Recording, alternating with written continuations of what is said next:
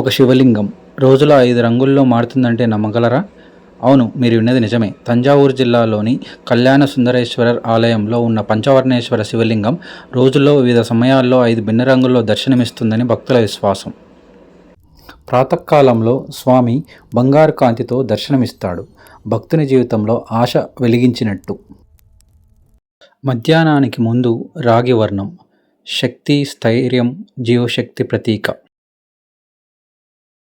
మధ్యాహ్న సమయానికి పచ్చని కాంతి, ప్రకృతి స్వరూపుడైన పరమశివుడు.